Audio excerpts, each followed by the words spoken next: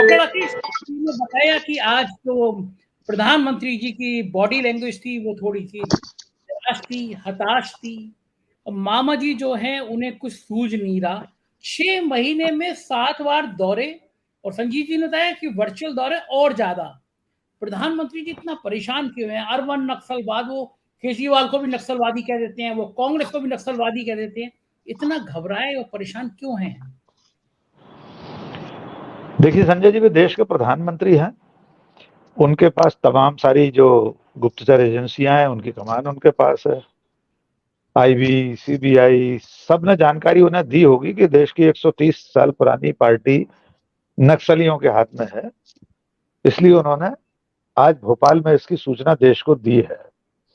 मैं इसको बहुत सकारात्मक रूप से लेता हूं और ये बहुत अच्छी बात है कि हमारे देश के प्रधानमंत्री को मालूम है कि कांग्रेस पार्टी का संचालन अर्बन नक्सल कर रहे हैं, तो उन्हें फौरन से पेशतर कांग्रेस पार्टी का संचालन करने वाले ऐसे अर्बन नक्सलियों को तिहाड़ भेज देना चाहिए।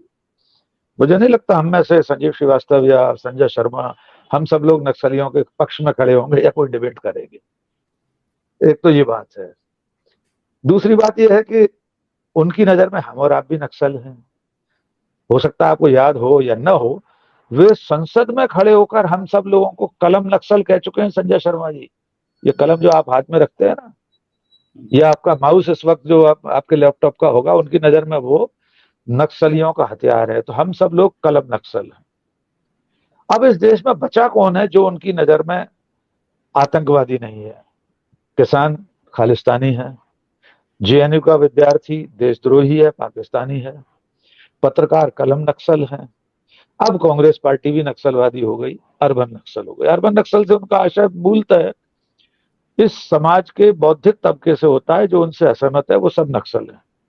तो कुल मिलाकर इस देश के वे सारे लोग जो भारतीय जनता पार्टी या नरेंद्र मोदी, या मैं कहूं भारतीय जनता पार्टी तो अब कहीं है नहीं, वो तो बहुत छोटी सी चीज है, नरेंद्र मोदी जो अवतार हैं, जिनके लिए आज शिवराज सिंह चौहान ने ईश्वर से उनकी तुलना की, संजीव भाई अभी बता ही रहे हैं कि ईश्वर की दी हुई नेमत है नरेंद्र मोदी। और ये पहली बार नहीं कहा संजीव भाई, दिल्ली विधानसभा के चुनाव में शिवराज सिंह ने कहा था भगवान राम है नरेंद्र मोदी। बार बार कहते हैं, हर जलसे में कहते बार हैं, बार अगर वो हर बार मोदी जी मंच पे हो या ना हो, अगर मध्य प्रदेश में कोई जलसा चल रहा है तो वो यही कहते हैं कि अवतार है, अवतारी पुरुष सब कुछ कर रहा है, बाकी कोई कुछ नहीं कर रहा है, सब भूल गए हैं जी।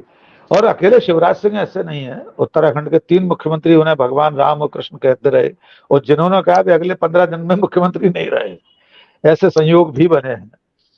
कुल मिलाकर अगर हम नड्डा जी ने तो उनको देवताओं का देवता भी कहा था। देवताओं का देवता कहा है। और इसकी शुरुआत वैसे मैं बताऊं, अवधूत बाघ महाराष्ट्र बीजेपी के प्रवक्ता थे, उन्होंने कहा था भगवान विष्णु के 11वें अवतार है नरेंद्र मोदी। सिलसिला वहां से शुरू हुआ। हमें कोई ऐतराज नहीं है उनकी पार्टी के लोगों ने ईश्वर माने, हम सब लोग तो वैसे भी ऐसा मानते हैं कण कण में भगवान है। तो ज्यादा कण इकट्ठे हो गए होंगे एक जगह, तो नरेंद्र मोदी सारे भगवानों के देवताओं के देवता हो गए, हमें कोई आपत्ति नहीं। लेकिन हमारी आपत्ति या असहमति इस बात से है कि लोकतांत्रिक राष्ट्र राज्य में, लोकतांत्रिक समाज में, चुनावी राजनीति में देश का प्रधानमंत्री, देश की सबसे बड़ी पार्टी जो 60 साल सत्ता में रही होगी, उससे अगर वो अर्बन नक्सल बताएं तो ये बहुत चिंताजनक बात। कांग्रेस को चिंता हो ना हो, लेकिन देश को और समाज को अब चिंता करनी चाहिए कि हमारे प्रधानमंत्री को हो क्या गया है। मैं नहीं जानता, चिकित्सक ज्यादा बेहतर बता पाएंगे, हम तो कम पढ़े लिखे लोग, हमें नहीं मालूम उन्हें क्या हो गया है। अब राजनीतिक बात पर आते, उन्होंने अपने भाषण में शिवराज सिंह चौहान का नाम नहीं लिया। हो सकता है संजीव जी बता चुके हो, मैं देरी से जुड़ा हूं। उन्होंने शिवराज सिंह चौहान की सबसे चहेती और लाडली योजना, लाडली बहना योजना का जिक्र नहीं किया, जिस नाव में बैठकर चुनावी वैतरणी पार करना चाहते हैं शिवराज सिंह चौहान। उन्होंने प्रदेश के बाकी नेताओं का नाम नहीं लिया। संजीव जी ने ठीक कहा कि न प्रदेश अध्यक्ष की चल रही है, न सिंधिया जी की, न शिवराज सिंह की। अब पार्टी जो मोदी शाह एसोसिएट नाम की कंपनी है, राजनीतिक दल है भी नहीं बीजेपी, वो 2 लोगों के नाम की एक कंपनी है, वे ही दोनों लोग उसके सीईओ, चेयरपर्सन, चेयरमैन, सीओओ सब कुछ वे ही हैं। तो अब उन्होंने दोनों लोगों ने मध्य प्रदेश में कमान संभाल ली। उन्होंने अपने 2 और भेज दी एग्जीक्यूटिव, भूपेंद्र यादव और अश्विनी वैष्णव। चुनाव संचालन समिति के पूरे कर्ता धर्ता वे हैं, दोनों लोग केंद्रीय मंत्री हैं। वे तय कर रहे हैं, टिकटों के नाम भी तय करेंगे। संजीव भाई ने कहा सिंधिया जी छोड़िए, अब तो बीडी शर्मा और शिवराज सिंह चौहान अपने लोगों को टिकट नहीं दिला पाएंगे, ऐसा लग रहा है अभी। तो कुल मिलाकर ऐसा इसलिए हो रहा है कि नरेंद्र मोदी और अमित शाह हताश है।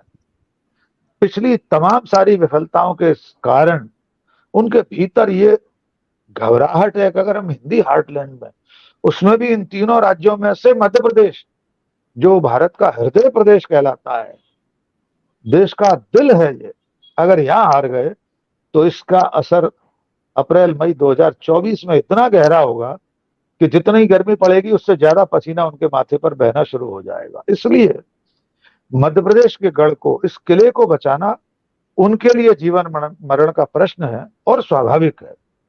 हर राजनीतिक दल, उसका बड़ा नेता चाहे राहुल गांधी हो, मल्लिकार्जुन खड़गे हो, अमित शाह हो, नरेंद्र मोदी हो, उनकी जिम्मेदारी अपनी पार्टी और अपनी सत्ता को बचाए रखना। लेकिन उसको बचाए रखने के लिए वे जिन औजारों का इस्तेमाल कर रहे हैं वे चिंताजनक। एक और घटना का उल्लेख करना चाहता हूं संजय भाई, मेरे संज्ञान में अभी आया है संजय भाई। 19 सितंबर को शिवराज सिंह चौहान ने कहीं कोई भाषण दिया है, अभी ट्विटर पर हमारे एक साथी ने उसको डाला है। शिवराज सिंह चौहान जैसा नेता कह रहा है कि अगर कांग्रेस मध्य प्रदेश में आ गई तो महिलाओं को बिंदी और चूड़ी पहनना मुश्किल कर देगी पार्टी। संजय भाई आप कल्पना कर सकते हैं, कहा है, आप सोचिए, उन्होंने कहा, ये कहा है, मंच से कहा है संजय भाई। मतलब मैं तो धक रह गया। 4 बार का मुख्यमंत्री नफरत का संदेश देने के लिए, हिंदू मुसलमान करने के लिए इस 7 करोड़ आबादी के राज्य को कह रहा है कि अगर कांग्रेस सत्ता में आ गई तो महिलाओं को बिंदी लगाना और चूड़ी पहनना मुश्किल कर देगी। 10 साल दिग्विजय सिंह की सरकार थी इस मध्य प्रदेश में, क्या संजीव श्रीवास्तव, हमारे आपके परिवारों की महिलाएं बिंदी नहीं लगाती थी दिग्विजय सिंह के राज्य में? क्या कोई ऐसी मॉरल पुलिसिंग कांग्रेस के राज्य में चल रही थी कि हमारी बहनें, हमारी पत्नी, हमारे घर के लोग चूड़ी नहीं पहन पाते थे? क्या 1947 से लेकर 75 साल में 60-65 साल कांग्रेस का राज रहा है, 85% हिंदू हैं इस देश में, तब से अब तक क्या हिंदू महिलाएं कांग्रेस के राज में, पंडित जवाहरलाल नेहरू से लेकर मनमोहन सिंह के राज में बिंदी नहीं लगा पाती थी, चूड़ी नहीं पहन पाती थी? ये स्तर हो गया संजय शर्मा जी इस देश की राजनीति का। भारतीय जनता पार्टी, नरेंद्र मोदी, अमित शाह की भाजपा ने शिवराज सिंह चौहान के भले मानस को इस स्तर तक गिरा दिया है कि वो मंच से शिवराज सिंह चौहान ये कह रहे हैं कि महिलाएं चूड़ी नहीं पहन पाएंगी, बिंदी नहीं लगा पाएंगी। मतदान में अभी 2 महीने बाकी हैं संजय शर्मा जी। हम नहीं जानते नवंबर के किस हफ्ते में मतदान होगा, फिर भी अभी हम अनुमानतः ऐसा मान लेते हैं कि 60 दिन बाकी हैं। इन 60 दिनों में 60 पायदान और नीचे उतरेगी मध्य प्रदेश की राजनीति। जो मध्य प्रदेश हिंदू मुस्लिम राजनीति से, सांप्रदायिकता से अब तक अछूता रहा है, शांति का टापू कहलाता रहा है मध्य प्रदेश, वहां नरेंद्र मोदी, अमित शाह की भाजपा शिवराज सिंह चौहान के मुंह से ऐसी सांप्रदायिक बातें कहलवा रही है। संजय शर्मा जी, मैं व्यक्तिगत आग्रह कर रहा हूं, वो वीडियो जरूर देखना आप ढूंढकर, ट्विटर पर मिल जाएगा।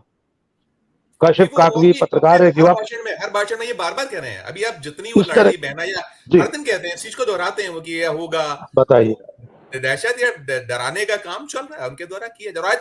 नरेंद्र मोदी जो है प्रधानमंत्री, उन्होंने भी आज यही तो काम किया है। राकेश जी, आपने भाषण सुना, हमने देखा, हमने सुना, हम थे 45 मिनट संजीव भाई, 45 मिनट कांग्रेस पर को समर्पित किए प्रधानमंत्री ने, और उन्होंने भी वही दहशत फैलाई, कांग्रेस सत्ता में आई तो हम 20वीं शताब्दी में लौट जाएगी। उन्होंने ये कहा है, 21वीं 20वीं में लौट जाएंगी, ये प्रधानमंत्री भी कह रहे हैं।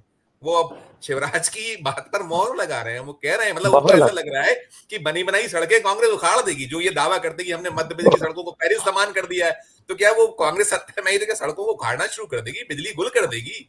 आपने और विडंबना देखिए, संजीव भाई, विडंबना ये है कि 20 साल से बीजेपी की सरकार है मध्य प्रदेश में, 14-15 महीने कमलनाथ के निकाल दीजिए, कि कांग्रेस ने बीमारू राज्य बना दिया था। शिवराज सिंह, नरेंद्र मोदी जी कह रहे भाई कब बना दिया था? 20 साल से तो आप सरकार में हो, और जब बना दिया था तो आपने बीमारू से स्वस्थ राज्य बना दिया है। अब कब तक इसका आरोप लगाओगे कांग्रेस ने बीमारू राज्य बना दिया था? आप 9 साल से केंद्र की सत्ता में, नेहरू के नाम पर आज भी आप रो रहे हैं। अच्छा राकेश जी, मुझे बताइए कि नौजवानों के बहुत वोट हैं, नौजवान मतलब 22, 23, 24 साल के, उन्होंने तो कांग्रेस देखी नहीं है। वो तो जब से हाई स्कूल में आए, जब से ग्रेजुएट हुए, तब से वो बीजेपी देख। तो सड़कें खराब हैं, व्यवस्था खराब है, व्यापक घोटाला हो रहा है, तो वो तो बीजेपी का हो रहा है, तो उन्हें समझ में नहीं आ रहा कि नौजवान क्या सोचेंगे। 2003 से कांग्रेस नहीं है यहाँ पर, और ये 15 महीने की सरकार तो लोग भूल भी गए। मतलब मैं सच बता रहा हूँ, हम ही को याद नहीं रहता कि कमलनाथ 15 महीने सरकार में क्या कर रहे थे, क्या हो रहा था। कुल मिलाकर उमा भारती ने जब दिग्विजय सिंह की सरकार को हराकर सत्ता पाई थी बीजेपी ने, उसके बाद से अब तक जो लड़का उस वक्त 13 साल का रहा होगा 2003 में, तो अब 20 साल में तो वो हो गया 33 साल का। उसने कौन से कांग्रेस का बीमारू राज्य देखा है? उसने तो सही कहा आपने, व्यापक उसने इन्हीं का देखा। पटवारी भर्ती परीक्षा का घोटाला इनका देखा। ऐसी कौन सी चीज है, कारम बांध ढहते हुए उसने इनका देखा। महाकाल की मूर्तियां ढहती हुई जरा सी आंधी में इनकी देखी। तो ये कौन से बीमारू राज्य की बात कर रहे हैं? लेकिन कुल मिलाकर ये हताशा है, भारतीय जनता पार्टी की हताशा अब दिख रही है। उनको सूझ नहीं रहा क्या किया जाए। एक राजनीतिक दृष्टिकोण से एक बात और हमें चर्चा करनी होगी, सचिव भाई ज्यादा गहराई से नजर रखते हैं। शिवराज सिंह चौहान के नाम को पार्टी आगे नहीं बढ़ा रही हो। एक भी प्रेस कॉन्फ्रेंस में नरेंद्र सिंह तोमर से लेकर किसी भी नेता ने ये नहीं कहा शिवराज सिंह चौहान ही मुख्यमंत्री होंगे। आज उन्होंने नाम नहीं लिया शिवराज सिंह चौहान का। ये भी ये बताता है कि उनको ये मालूम है कि मध्य प्रदेश की जनता अब अघा गई है, अफर गई है शिवराज सिंह चौहान का नाम और चेहरा देखकर। इसलिए शायद धीरे धीरे होर्डिंग्स पर उनकी तस्वीरें छोटी हो रही हैं या गायब हो रही हैं। मोदी के दिल में कौन है? मोदी के दिल में मध्य प्रदेश है, ये होर्डिंग लग रहे हैं। मोदी के दिल में क्या है? मोदी के दिल में मध्य प्रदेश है। तो भाई जो 18 साल मुख्यमंत्री रह लिया शिवराज सिंह चौहान, उसके दिल में मध्य प्रदेश नहीं है, उसको क्यों हाशिए पर रख रहे हो? कारण यह है कि जो एंटी इनकम्बेंसी, हम लोगों का अखबारी शब्द है, सत्ता विरोधी जो मानस है मध्य प्रदेश का, वो दिख रहा है। हम नहीं जानते चुनाव परिणाम क्या होंगे, कौन हारेगा कौन जीतेगा, हम कुछ नहीं जानते, वो तो जनता करेगी फैसला। लेकिन दिख ऐसा रहा है कि बीजेपी के हाथ से बाजी खिसक रही है, मुट्ठी की रेत धीरे धीरे करके मुट्ठी से जा रही है। लेकिन राकेश जी, एक खतरनाक परिणाम होते हैं अगर प्रधानमंत्री शिवराज जी का नाम नहीं लेते हैं, अपना ही फेस रखते हैं, और जैसा आपने कहा बाजी फिसल रही है रेत की तरह हाथ से। अगर खुदा ना खास्ता कांग्रेस इस सरकार को बनाने में कामयाब हो गई, तो ये कहा जाएगा चेहरा तो प्रधानमंत्री का था, कर्नाटक में भोगते हैं प्रधानमंत्री जी। गली गली मोहल्ले मोहल्ले बजरंगबली के नारे लगाए उन्होंने। कहा है कि जब घर से निकलो तो बजरंगबली का नाम लगा के वोट डालना।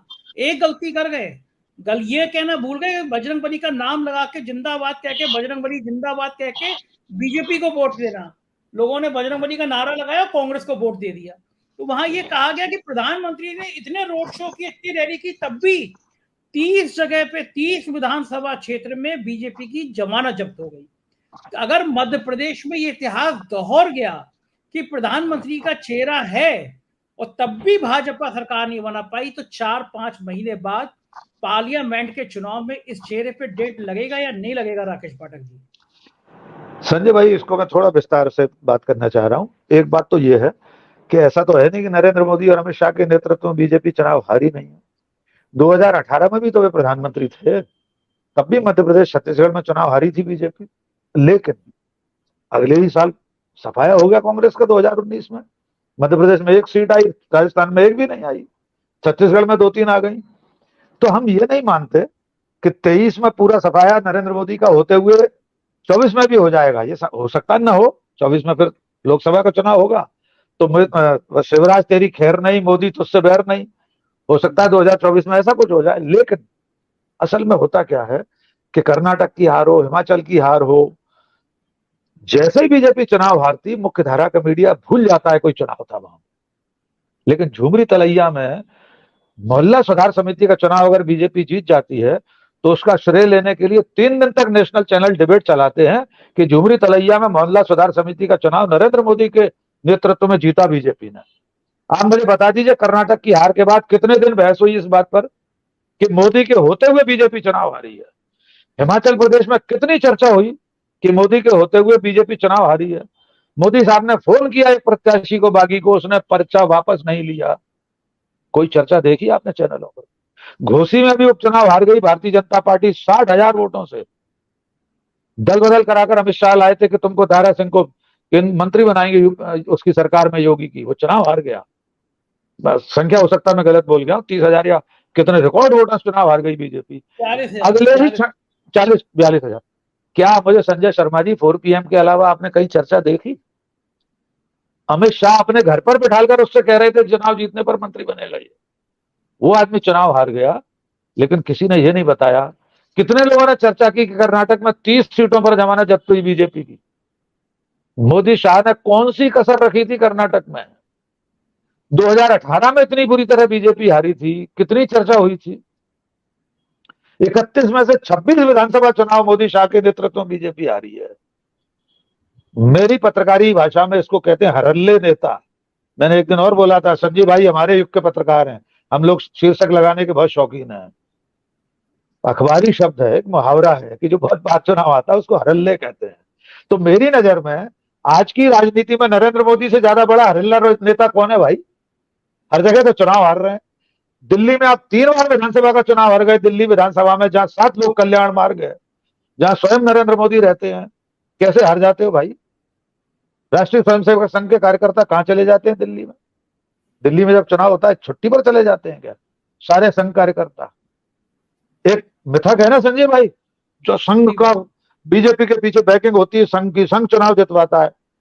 2018 के नवंबर माह में मध्य प्रदेश, छत्तीसगढ़, राजस्थान के संघ कार्यकर्ता नमस्ते सदा वसले कहकर कनाडा चले गए थे क्या? कहां गए थे भाई? कैसे हार गई बीजेपी? मेरी ये बात आज तक समझ में नहीं है। राकेश भाई मध्य प्रदेश में अब अलग हो गए, बाहर आ गए वो, अब उन्होंने अपना अलग दल बना लिया है। अपना जनता पार्टी, उन्होंने जनता पार्टी बना दी, उन्होंने बना ली। उमा भारती जैसे कहती है कि अब तो एक ही विश्व, बीजेपी यानी मोदी और मोदी यानी बीजेपी, वो ऑन रिकॉर्ड तो उन्होंने कहा हो गया, हमें कोई वो नहीं है। राकेश जी आप जब कह रहे थे कहीं ज्यादा चर्चा नहीं, उसी बीच में मेरी टीम के वो सर ने मुझे पर्ची ला के दी और वो कह रहे थे ये देखिए ब्लैक एंड व्हाइट का शो आता है, वो दिखा रहे थे कल उसको लाइव 450 लोग देख रहे थे। और मुझे सरन वो पर्ची पकड़ा के गया कि देखिए राकेश पाठक जी और संजीव जी की बातों को लगातार 14,000 लोग सुन रहे हैं। तो जो आज तक के चैनल पे जो लाइव सुन रहे होते हैं उनकी संख्या होती है 350-400, और लगातार मैं देख रहा हूँ मेरे सामने ऊपर आ रहा है कि 14,000 लोग लगातार जानना चाहते हैं राकेश पाठक जी से और संजीव जी से कि एक्चुअल में मध्य प्रदेश में क्या है, एक्चुअल में प्रधानमंत्री जी क्या बोले। 500 से ज्यादा कमेंट आ चुके हैं इस लाइव के बीच। संजय मैं आमतौर पर काफी सारी होंगी संजय भाई, गालियां बहुत सारी हम लोग तो खाते ही रहते हैं, लेकिन संजय भाई इस बात का श्रेय, कलम के नक्सली लोग हैं हम लोग, कलम के नक्सली हैं हम लोग तो जो है। लेकिन संजय मैं आमतौर पर बहुत संकोच के साथ ऐसी बातें कहता हूं, लेकिन मैं सच कह रहा हूं, आपको इस बात का श्रेय जाता है। मैं अभी 3 दिन राजस्थान में था, गांधीवादियों का समागम था, बहुत बड़ा कार्यक्रम था, गांधी संग्रहालय जयपुर में एक बना है, आप लोग भी दोनों लोग जाइए। मैं अपने दर्शकों से भी कहना चाहता हूँ, अद्भुत है, देश में उस तरह का कोई संग्रहालय नहीं गांधी जी को लेकर जो बना है। राहुल गांधी भी आए थे, हमारा संवाद हुआ, राहुल गांधी और खड़गे साहब से भी उद्घाटन उन्होंने किया था। 4 PM की वजह से मुझे एयरपोर्ट से लेकर जयपुर की सड़कों पर, आप यकीन मानिए संजीव भाई, हवा महल के नीचे में जब खरीदारी करने, सैर करने के लिए रात को गया तो लोगों ने ठिठक कर मुझसे कहा कि आपको 4 PM पर हम देखते हैं। और कल मैं दिल्ली एयरपोर्ट पर 4-5 घंटे के लिए लेओवर था, मेरी अगली फ्लाइट बहुत देर से थी। वहां मुझे बैठे हुए लोगों ने आकर झुककर ऐसे देखा, घर मोबाइल में काम कर रहा हूँ, आप पाठक साहब ने कहा जी आपको 4 PM पे देखते हैं। और चैनल्स के भी नाम लिया, डीवी लाइव का भी लिया, सत्य हिंदी का भी लिया। तो ये ताकत है समानांतर मीडिया की। असली आवाज आज की तारीख में इस देश की आप लोग हैं, जितने भी ऑनलाइन मीडिया है, और वो व्यूअरशिप में दिख जाता है, सामने दिख रहा है इस वक्त लाइव में कितने लोग थे। और संजीव भाई हम गालियों को भी स्वागत करते हैं, लोकतंत्र है, किसी को भी असहमति, बस कोई असंगति अश्लील शब्द न कहे। एक चीज जोड़ा था, छोटी सी बात चली तो मैं बता रहा हूँ कि दिग्विजय सिंह की सरकार थी, और दिग्विजय सिंह की सरकार में उस दौर में मैं फ्री प्रेस अखबार में होता था। फ्री प्रेस अखबार सबको मालूम है किस तासीर का अखबार था, भोपाल का ब्यूरो होता था। तो मुझे जो कह लीजिए सर्टिफिकेट मिला, और मुझे अच्छा लगा वो सर्टिफिकेट कि मिस्टर BN मिश्रा हम लोग के यहाँ मध्य प्रदेश के चीफ होते थे, उन्होंने बोला, हमको बुलाया और कहा मुझसे कि संजीव जी आप अच्छा रिपोर्ट करते हैं, बढ़िया बढ़िया खबरें ब्रेक करते हैं, लेकिन आप थोड़ा प्रो बीजेपी हैं। तो मेरे लिए मेरा मेरा तो काम कॉम्प्लीमेंट है। यही है कि मुझे आईना दिखाना है, मैं आईना दिखाता था। अब उन्होंने कहा आप थोड़ा प्रो भी, लेकिन हो सकता है आज मुझे लोग कहते हो कि आप प्रो कांग्रेसी है। और मैं दिग्विजय सिंह के सरकार में हमने जितनी खबरें में बहुत लंबी फहरिस्त है, हम खूब खुल के बोला करते थे, लेकिन दिग्विजय सिंह ने कभी एक बार नहीं कहा, वो जैसा उनका रूप है, कभी उन्होंने इस पे उसको हमारी जो हमारी जो हम खबरों के लिए गए या कभी गए तो उन्होंने हमको ये नहीं दिस रही कि हम आपको बाइट नहीं देंगे, आपको हम बयान नहीं देंगे। खुलकर बयान देते थे, खुलकर बोलते थे और हर सवाल का जवाब दिए संजीव थे। भाई, बिल्कुल बिल्कुल संजीव भाई, हम बिल्कुल। अब अब हम यही 4 PM या हमारे जो सत्येंद्र इसी तरह के चैनल कुछ बचे हैं जो जीवित रखे हुए चीजों को, वरना तो अब ये है कि आपको प्रेस कॉन्फ्रेंस के बीच में फोन आता है कि साहब लाइव नहीं कटेगा, आप बंद कर दीजिए, रिपोर्ट नहीं होगी, ये खबर इस पेज पे जाएगी। हमें याद है संपादक नाम का जो संस्थान था, वो हम बार बार जिक्र करते हैं, वो तो उसको मतलब उसकी दयापसन में बरसों हो चुके हैं। तो अब जो बिल्कुल संजीव भाई, आप बिल्कुल आपकी बात को मैं जोड़ना चाहता हूं। मैं तो 25-26 साल संपादक ही रहा हूं, प्रिंट लाइन में नाम छपने वाला संपादक, PRB एक्ट के अंतर्गत समाचार चयन के लिए उत्तरदायी। मैं 10 साल उस दौर में संपादक था जब यूपीए की सरकार थी। पहले पेज पर डॉक्टर मनमोहन सिंह की सरकार और उनकी नीतियों के खिलाफ संपादकीय लिखे हैं, 8 कॉलम बैनर खबर बनाई है 2G 3G घोटाले की, हमको किसी ने नहीं रोका। और शायद मैं उन सौभाग्यशाली संपादकों में से हूं जिन्होंने संपादक नाम की सत्ता की स्वायत्तता, उसकी स्वतंत्रता का पूरा आनंद उठाया। मेरे किसी मालिक ने, किसी मंत्री मुख्यमंत्री ने मुझे कोई संपादकीय लिखने पर नहीं रोका। अभय चजलानी नई दुनिया के मालिक रहे, प्रधान संपादक, 7 साल नई दुनिया का संपादक रहा, 10 साल नव भारत में रहा। नव भारत का मेरा मालिक तो कांग्रेस के सांसद थे, प्रफुल्ल महेश्वरी जी। संजय भाई, आपको नहीं मालूम होगा, नव भारत बहुत बड़ा ग्रुप, 11 एडिशन होते थे मध्य प्रदेश, छत्तीसगढ़, महाराष्ट्र में 11 एडिशन। हर पत्रकार की चाहत होती थी कि उसके CV में वो जुड़ जाए, नव भारत ने कार्य कि नव भारत में काम करना मतलब ऐतिहासिक बात होती है मध्य प्रदेश हिंदी पत्रकारिता में। उसका मालिक राज्यसभा में कांग्रेस से सांसद, इसके बावजूद उस अखबार में मैं 10 साल रहा। मैं चैलेंज करता हूं, मुझे कोई एक ऐसी खबर ढूंढकर ला दे, नव भारत के दफ्तर में चला जाए, 6 महीने रिसर्च करे वहां बैठकर, उसको एमफिल की डिग्री मिल जाएगी। कोई एक खबर मुझे दिखा दे कि मैंने दिग्विजय सिंह के खिलाफ न लिखी हो। मेरी खबरों पे संजीव जी बड़ी विनम्रता से बता रहा हूं, आज भी मेरे पास वे अखबार रखे हैं। दिग्विजय सिंह की सरकार में विधानसभा स्थगित हुई है मेरी खबरों पर, ग्वालियर जैसे संस्करण में खबरें छापने पर जांच बैठी हुई है, लोग निलंबित हुए हैं, सरकारी अधिकारी और कर्मचारी। तब हमसे कोई नहीं कहता था कि हम जनसंघी पत्रकार हैं, कांग्रेस हमसे कोई नहीं कहता था। वो दिग्विजय सिंह नव भारत के दफ्तर में आकर बैठा करते थे। इसी बीच में ब्रेकिंग खबर आई है कि नरेंद्र सिंह तोमर, प्रहलाद पटेल को टिकट दे दिया गया है। बीजेपी की 39 कैंडिडेट की दूसरी लिस्ट जारी हो गई है। फरगर पुलिस से कैलाश विजयवर्गीय चुनाव लड़ेंगे। कैलाश विजयवर्गीय नहीं, नरेंद्र सिंह तोमर फुल गस्ते, ये बड़ी खबर है। देखिए ये नहीं, नरेंद्र सिंह तोमर नहीं होगा, नरेंद्र सिंह नहीं होगा। 6 मेंबर ऑफ पार्लियामेंट को टिकट दिया गया है, 6 सांसद लड़ेंगे चुनाव। बहुत बड़ी नाम बताइए दोबारा, नाम बहुत बड़ी खबर है, बहुत बड़ी खबर है, सचमुच बड़ी खबर। सीधी से सांसद रीति पाठक को टिकट दिया गया है, सांसद राकेश सिंह गणेश सिंह को टिकट दिया गया है। देख लीजिए, सांसद रीति पाठक को टिकट मिला है। 6 सांसद मध्य प्रदेश। हाँ, मैं गिना देता हूँ, मेरे पास लिस्ट आ गई है। हाँ जी, बताइए। श्योपुर से दुर्गालाल विजय, ये पहले भी MLA थे। मुरैना से रघुराज कंसाना, ये दल बदल करके आए थे और सिंधिया जी के साथ बीजेपी में आ गए। दिमनी से नरेंद्र सिंह तोमर, मुरैना से, जहां से इस वक्त नरेंद्र सिंह तोमर सांसद हैं। लाहौर से अमरीश शर्मा गुड्डू, ये परंपरागत रूप से 2 बार बीजेपी के टिकट पर चुनाव लड़ चुके हैं। एक बार इनको 3000 वोट मिले थे, एक बार 8300 वोट मिले थे लाहौर में बीजेपी के टिकट पर। भितरवार से मोहन सिंह राठौर सिंधिया समर्थक हैं, एक बार निर्दलीय चुनाव लड़े थे, 6000 कुछ वोट मिले थे इनको सिंधिया खेमे से टिकट मिला है। इस सूची में 5 में से 2 लोग सिंधिया खेमे के हो गए हैं। भितरवार वो सीट है जहां से दिग्विजय सिंह खेमे के लाखन सिंह 5 बार से विधानसभा चुनाव जीत रहे हैं लगातार, और मोहन सिंह राठौर कांग्रेस छोड़कर सिंधिया के साथ बीजेपी में आए, उनको टिकट मिला है। आज की सूची से ज्योतिरादित्य सिंधिया संतुष्ट हो सकते हैं, उनके 2 खास लोगों को मिला है। ये आपने अच्छी खबर बताई है। इसके नीचे डबरा से इमरती देवी हैं, उनको मिलना ही था। सेवड़ा से प्रदीप, 3 हो गए उनके। सेवड़ा से प्रदीप अग्रवाल, सेवड़ा से करेरा से रमेश खटीक, राघवगढ़ से हिरण सिंह बंटी बना, देवरी से ब्रजबिहारी पटेरिया। बाकी मैं सांसदों के नाम गिरा देता हूँ। सतना से गणेश सिंह सतना से सांसद हैं, बहुत सीनियर लीडर हैं, संजीव जी बताएंगे। सतना से हो गया। मेरठ से श्रीकांत चतुर्वेदी, सीधी से रीति पाठक 2 बार से सांसद हैं सीधी में। उन्होंने राहुल भैया, अजय सिंह राहुल जो अर्जुन सिंह के बेटे हैं, उनको चुनाव हराया था। सिहावल से विश्वामित्र पाठक, कोतमा से दिलीप जायसवाल, जबलपुर पश्चिम से राकेश सिंह भी सांसद हैं, 2 बार 3 बार से सांसद हैं। भारतीय जनता पार्टी मध्य प्रदेश के प्रदेश अध्यक्ष रहे हैं। डिंडोरी से पंकज नेताम, निवास सीट है फग्गन सिंह कुलस्ते, ये भी सांसद हैं। कटंगी से गौरव पारसी, मंत्री है फग्गन सिंह कुलस्ते, नरेंद्र मोदी की सरकार में मंत्री हैं। इस बहस को हम यहाँ पर विराम देते हैं एक लाइन में।